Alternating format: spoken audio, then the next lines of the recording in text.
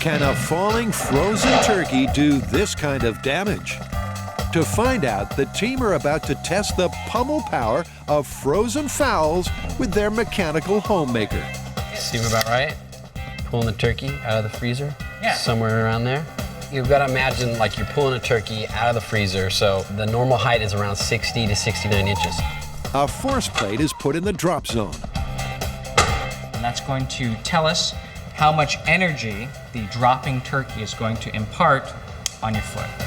So, how many people is Mom catering for? An 18 and 3/4 pound turkey. This would probably feed, I don't know, a family of 4, 2 if they're really hungry. It's time to stop talking turkey and drop them.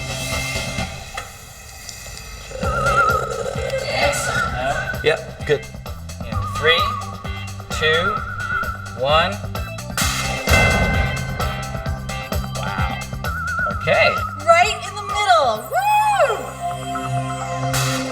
The bird dived like a boulder, but how hard did it hit?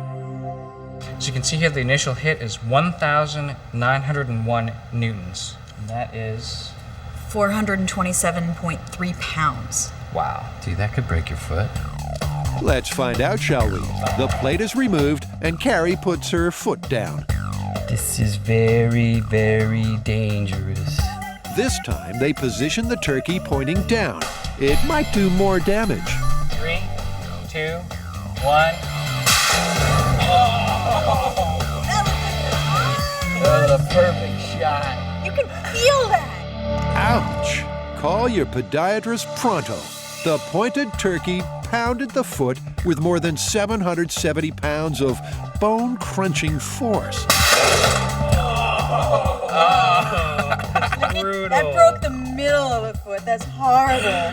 That threw the thickest bone right here. That was pretty thick. That's a strong part. That was a great shot.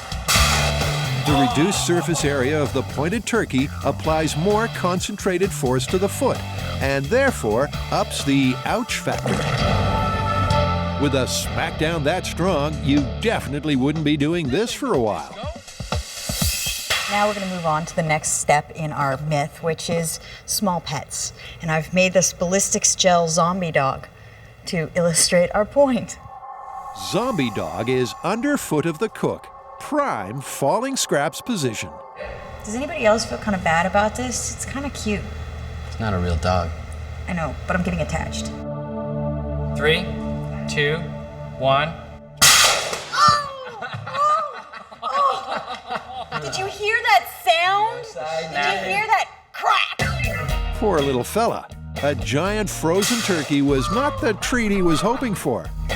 The gang checks the high speed, and it's not pretty.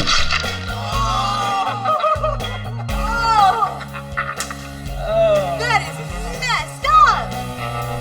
Still smiling. Didn't break his spirit. Legs look like they broke, back caved. Okay, let's move on to the next one, because I think it's gonna be worse. In the name of due diligence, they put another gel pet in the danger zone. In 3, 2, 1. Oh! This reminds me of my Christmas. This drop is a real eye-opener. Oh, the head snaps around. His little eye. Legs snap off, the eye comes out. I was sort of like half stoked, half creeped out. I'm all creeped out. Our zombie dogs need urgent medical attention, so the team takes them to a veterinarian to see exactly what kind of injuries they sustained. I dropped a turkey on my pet dog. And then we I deep can fried tell. it. I can tell. You're just like a regular vet, and so you're probably not used to zombie dogs. No, I'm not used to zombie dogs at all. But we'll see. We'll take a look. Mind if I hold him? Yeah. Oh, he's cute. There you are, little man. The models are measured and x-rayed just like real dogs would be. Some of the other patients are not amused. Their mission? To fold a piece of paper that's almost the size of a football field. The biggest attempt of its kind in the world. It's huge. I don't know if this is gonna be big enough. Oh yeah. Because there's not a piece of seamless paper on the planet big enough, the plan is to get 17 individual rolls and lay them out side by side. Covering 170 by 220 feet, the team will join them together with double-sided tape. Then they'll use whatever methods necessary to try and fold it into a submission. Basically, you're gonna have to fill this whole area. Yeah, well, we have 170 feet this way and 220 this way before we get to any equipment. So will that work out for us? Yeah, it's perfect to scale up an 8.5 by 11 sheet. Dude, this is gonna be a long day. We have a lot of work. Then let's roll. All the way back right to this corner right here. The paper they're using is special order. This is the thickness of regular office paper, about 3/1000. What we tried to do in the shop where we couldn't get 7 folds was twice as thick as this. And when you're talking about trying to achieve this myth, thickness of the paper is really important. Going larger and thinner might just give them the edge they need to beat this myth. They position the first roll, give it a push, and they're off. This is gonna be the biggest piece of paper ever. One down. 16 more to go. Their first 220 feet of scroll has been successfully unrolled. To secure roll number 2, they need Double side tape. inch by inch, they press the sticky stuff along the edge of the paper. Keep it in line.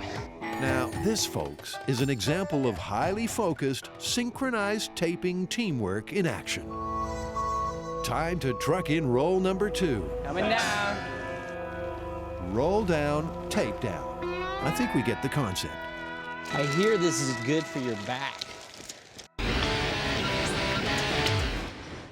The art of paper folding is an intricate and time-consuming pursuit that is also often very rewarding.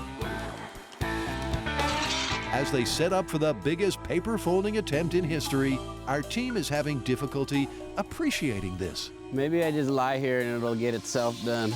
The problem that we have right now is I don't think any of us is realizing exactly the kind of scale we're talking about for this experiment.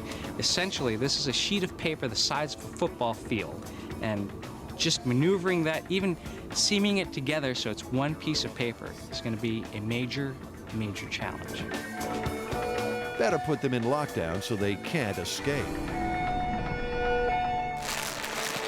So it sounded so much easier on paper.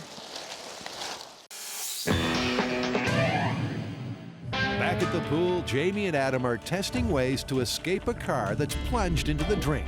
They've already discovered that if you wait for the cabin to fill with water so the differential pressure equalizes and releases its grip on the doors, it could be too late.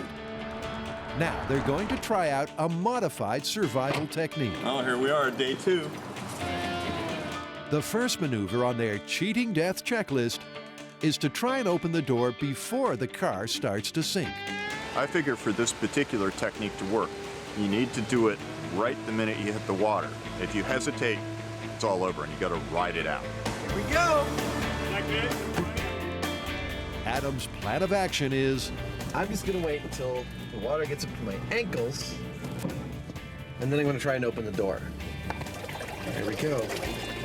Oh man. Oh, that sound is so wrong. the water rushes in. Okay, I'm starting to see it on the floor. And it's coming up to my ankles. Now I'm gonna try and open the door. And Adam rushes out.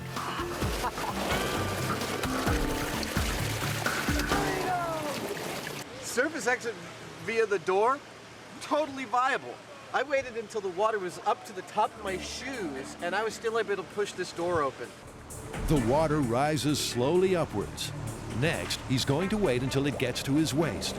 Okay, past my shoes, halfway up my shins. All right, now I'm looking at, my God, it's at my knees. I'm not gonna be able to open this door. All right, wait. This one's no pushover. As the water level climbs, so does the amount of pressure. And Adam has to brace himself against the opposite door to force it open.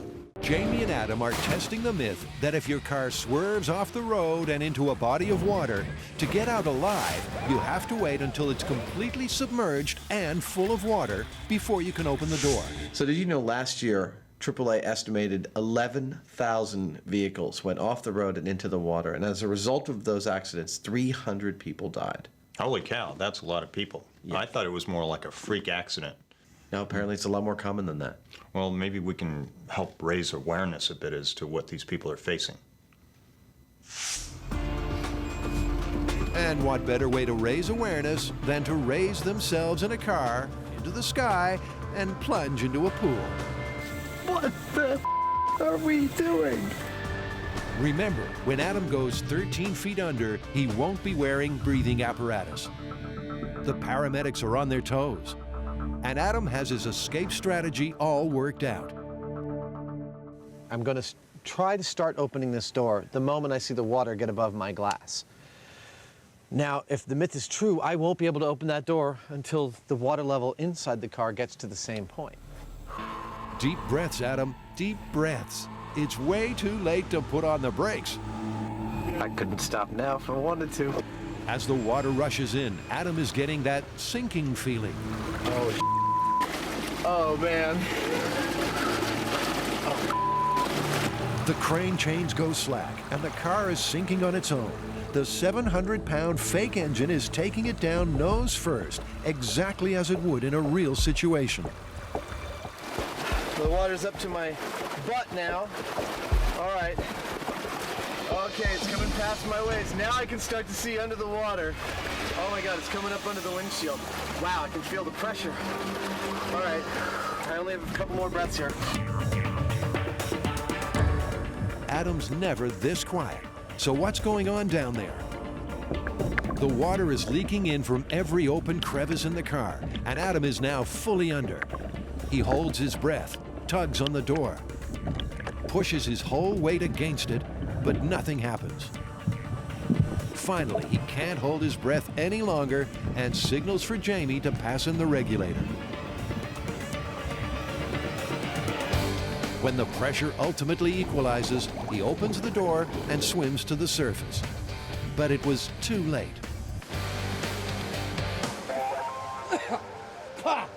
Woo!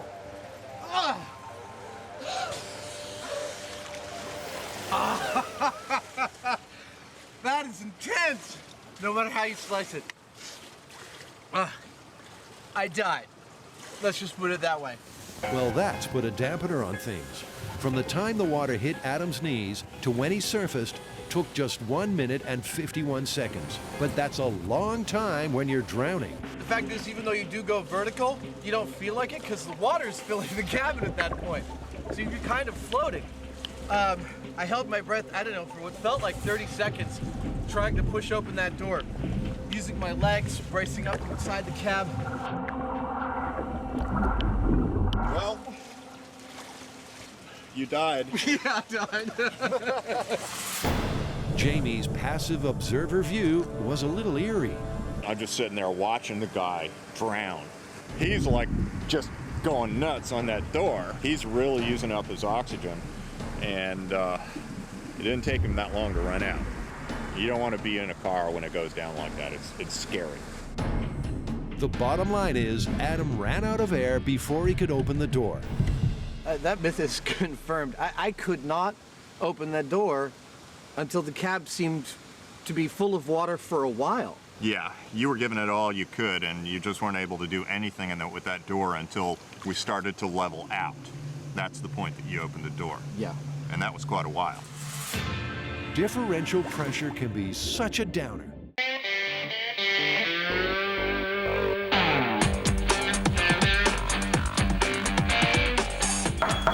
Is gasoline flammable? You'll find out after this. 4, 3, 2.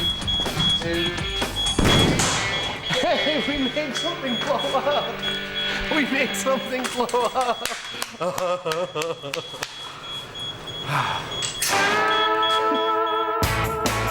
Adam has improved his Leyden jar. The heavy-duty version will provide a potent spark. And finally, they are getting an ideal blend of fuel and air. Well, I lost a lot of hair on my arm. How about that? It definitely works. Okay, now I'm afraid. adding more gasoline won't guarantee a bigger You blast. watch yourself there, hombre. The critical mix needs more air. That's probably it. That's probably all that it takes. You think there's anything left of a fume in there? Go, go, go. Okay, here I go. Let's talk more sparks. Stop your grinning and grab your linen. Here we go. Oh! The Heinemann was right. We now know exactly what kind of concentration of fuel that we have to have for ignition. We know that we can create a spark from static electricity off of fabric, and we know that it is something that we have to be very careful with.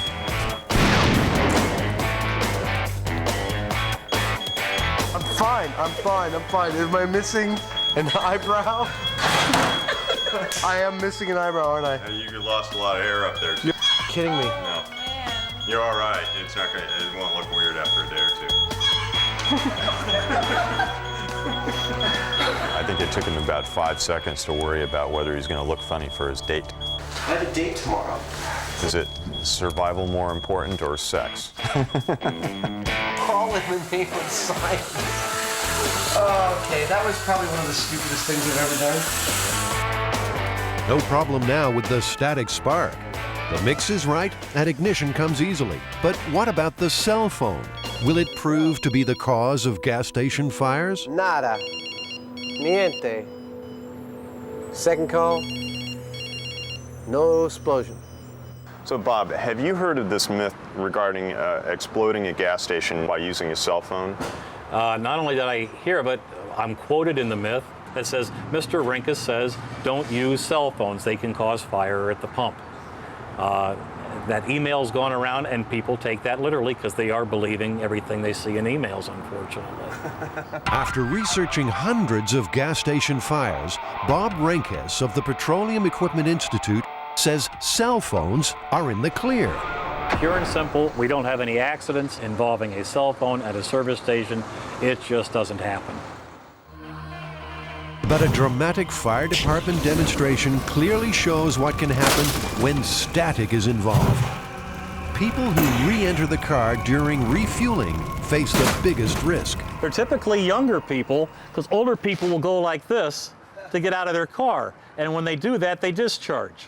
So they just simply pop out of the car, not touch anything, not shut the door, not ground themselves, not touch this. They'll take 1, 2 steps. They're wearing neoprene shoes, so they're not discharging, they're not dissipating on the concrete. They touch a piece of metal here. The vapors are coming out of the tank. The air is coming in from outside, so that's 2 parts of the fire triangle, and the third part is a source of ignition, which is the spark. The problem comes is when they overreact, they go, oh my goodness, and they leave a stream of gasoline. They already have a fire, it gets underneath the car, or they could get it on themselves.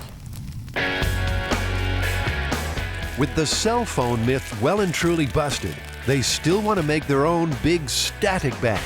So they're back at Fred Stokes Gasoline Museum with the fire department there to monitor safety. You're gonna pump the whole thing in there. It's make or break time. So today the guys are using a much higher concentration of gas in a much finer spray. Okay, that's it. All right, here we go. Watching for spark.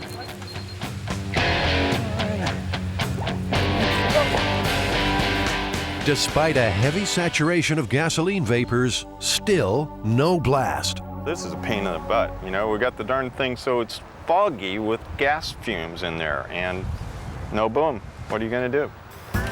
Leyden jar, I am finished with you. Desperate to get their big bang, the boys decide to use extra juice. Good spark. That good? Yeah. We're using a spark that's actually a smaller spark in terms of the kilovolts, but it's longer. We're using neon transformer to generate it, but it lasts as long as we want. So I feel totally confident we're gonna get the concussive boom that we want right now.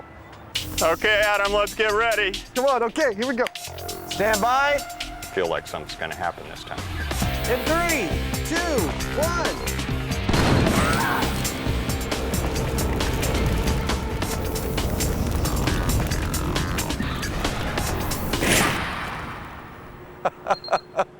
Wow, I forgot to watch. That was really cool. Right on. Whew. Hey, we got it. Yeah. That was a lot of force. Yes, it was. That burst apart this 24-foot seam of metal tape. Well, it's about time, huh? It's about time. Absolutely right. Don't be fooled. Gasoline vapors and a strong spark under the right conditions spell danger at the fuel pump. Bob, what is your recommendation if there is a spark, if there is ignition? What should you do? If you discharge here and you get a spark, don't be a hero. Don't take your nozzle out. Your gas tank will contain the gasoline. We don't want any gasoline spilling on the forecourt or on the pavement. Stand away and notify the station immediately. Adam, what do you reckon? Myth busted? Absolutely. This myth is definitely busted. No cell phone will ever cause a gas station to ignite. Just not going to happen. I agree. Most of the macabre stories belong to the dark days of medicine, when pronouncing someone dead was a hit or miss kind of science. So you have the story in the 17th century, Marjorie Elphinstone of Scotland gets actually buried. A few hours later, at nighttime, robbers come, they dig her up, and they are going to take the jewelry off her when she groans. And they all go running off into the night in terror, and she sits up, walks home, and outlives her husband. Modern medicine avoids uncertainties of the old days by using 5 different factors to pronounce someone officially dead. Well, the first thing that we would do is to induce some significant stimuli to see if there's any neurological response. And the way many of us do that is we take something scientific like a car key and we push very hard on the thumb to induce pain. Then we check for a pupillary response, usually using a pen light, and see if the pupils react. Then we would take our stethoscope and we would listen for a heartbeat, and usually while listening we also check for a pulse. And we use the carotid artery, and then finally we would listen over both sides of the chest for any respirations. So if a patient is not breathing and there's no pulse and there's evidence that the brain is not functioning, then that's the determination of death. Are you okay for another 7 minutes there, Heinemann? Feel perfectly fine. It's hot.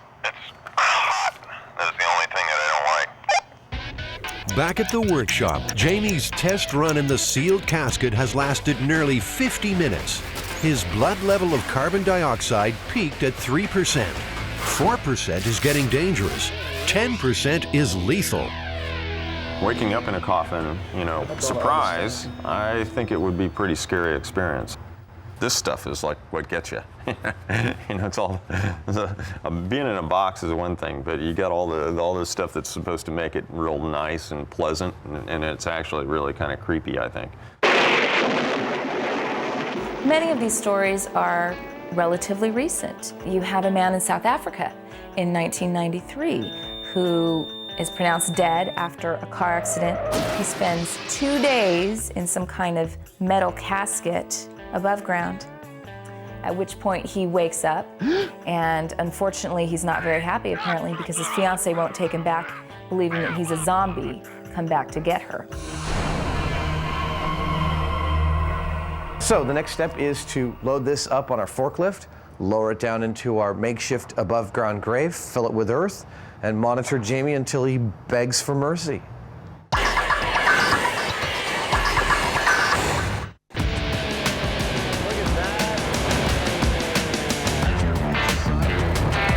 The MythBusters are about to defy nature in an attempt to bury Jamie alive. How you doing? Hey, what the hell are we supposed to do with all this dirt? So buried alive, huh? Buried alive. You ever heard about anyone being buried alive? Well, I've heard of them. I've seen movies, but I've never really actually seen it happen. Yeah. Stop. I'm a little apprehensive at the moment. I'm hoping that the box won't collapse, but I think it'll be all right. His dry run lasted 50 minutes.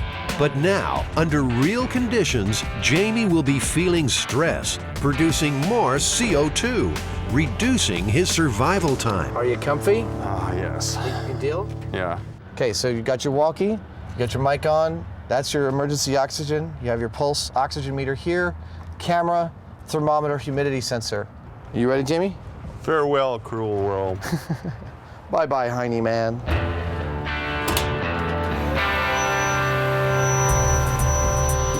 With Jamie laid out in his casket, Adam gently lowers him into the chamber. Watch yourself, it's gonna go down. He's about to undergo a rare ordeal. He will be buried alive.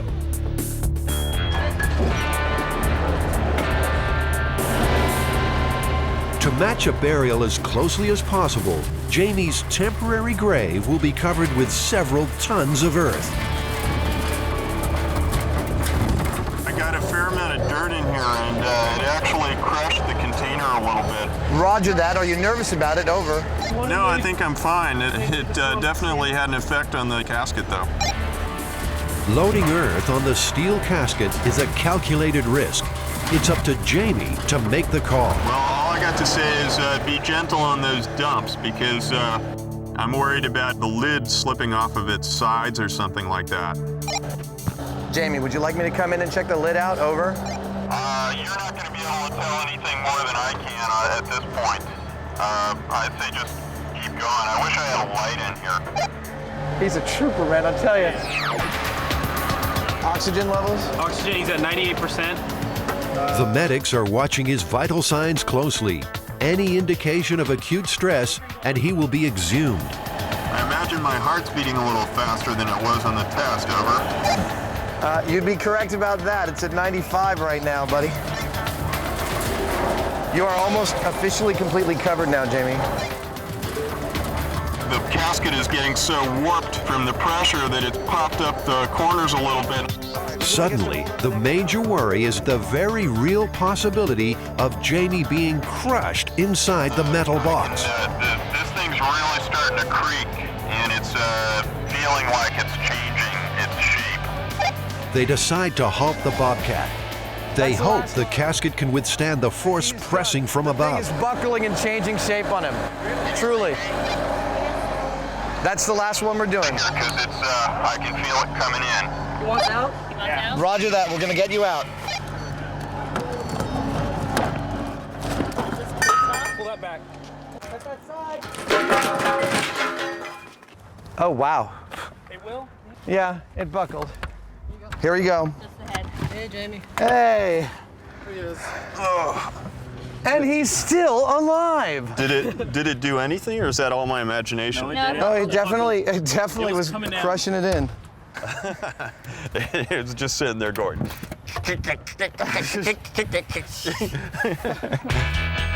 Yeah!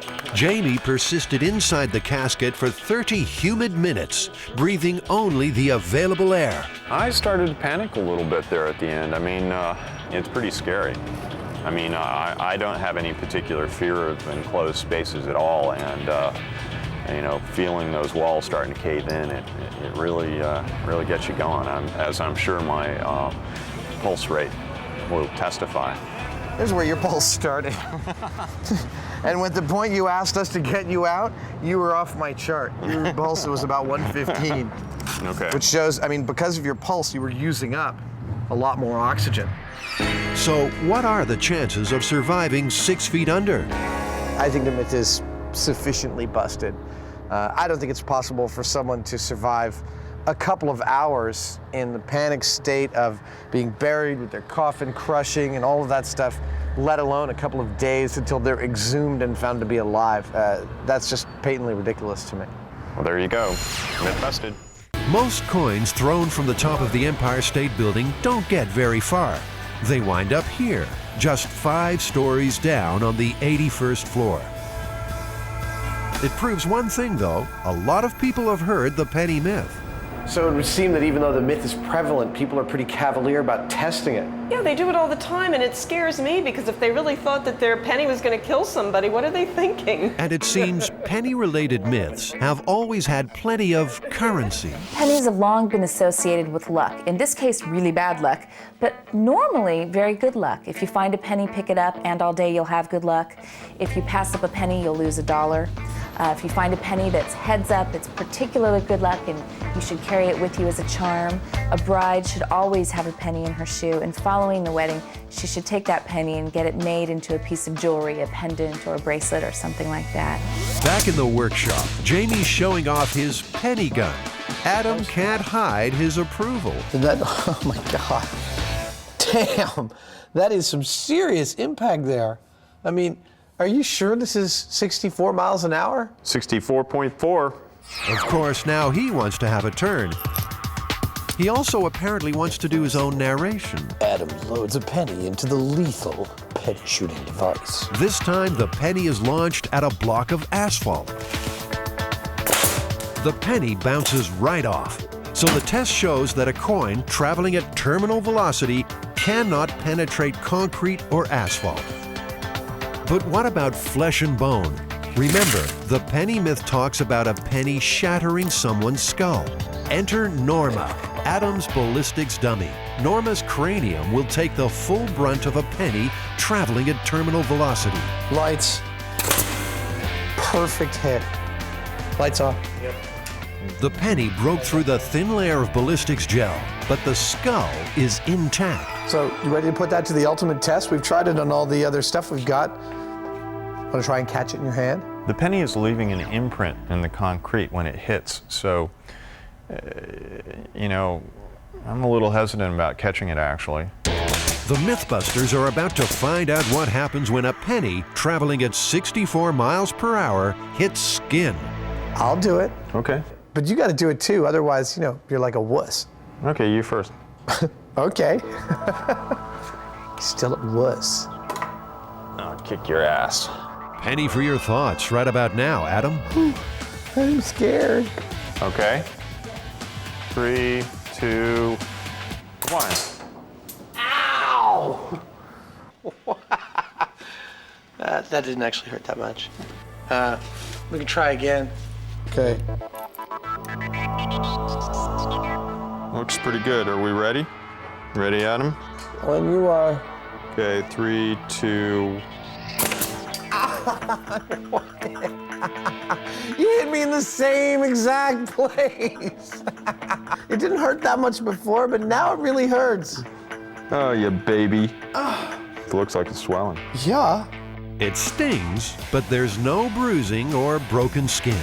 Well, I always enjoyed seeing Adam in pain. I'm not sure what it is. All right, Heineman. Are you ready? Now, it's Adam's chance for revenge. Go. That was totally off. I felt it on my wrist. If it hurt, he's hiding it well. Adam. And you know how Adam wasn't having a good day? Well, go ahead, shoot me in the ass. Come on. I can take it. Oh! That hurts.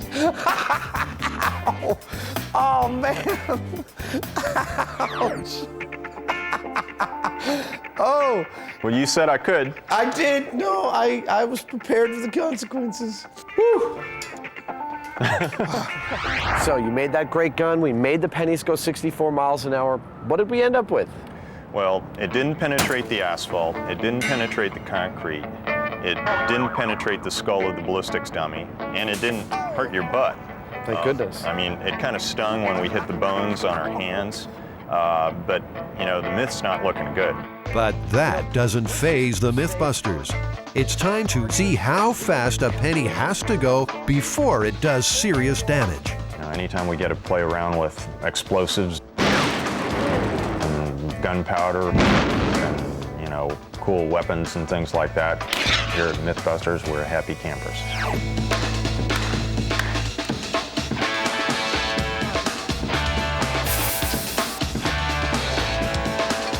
Adam's modifying a high-powered rifle so that it will expend a penny.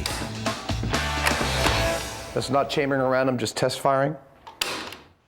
The coin will be fired from a special aluminum barrel attached to the rifle like a silencer.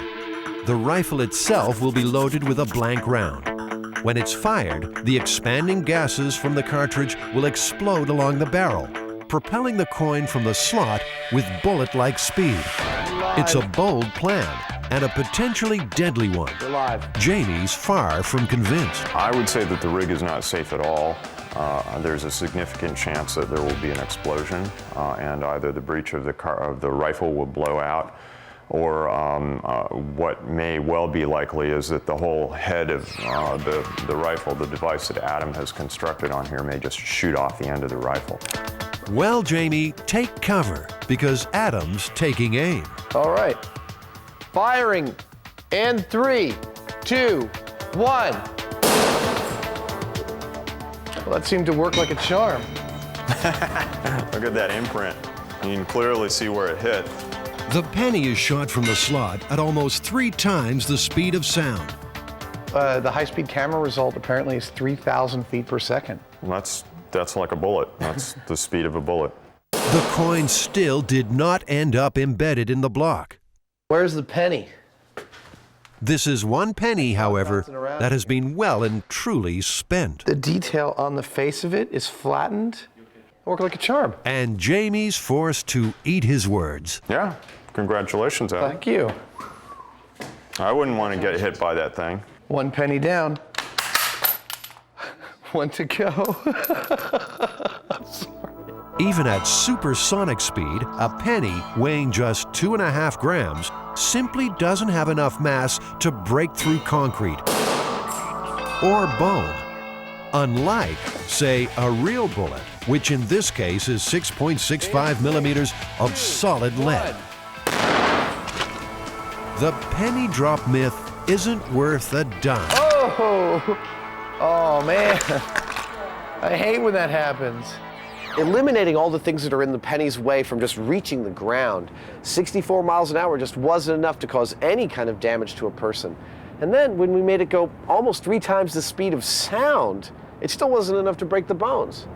Yeah, I mean, the worst thing I can come up with is if you were looking straight up in the sky and you got hit in the eye, it probably wouldn't be very good for you. But even then, I don't know whether it'd take your eye out. I think we busted the heck out of this one. Myth busted. Yeah.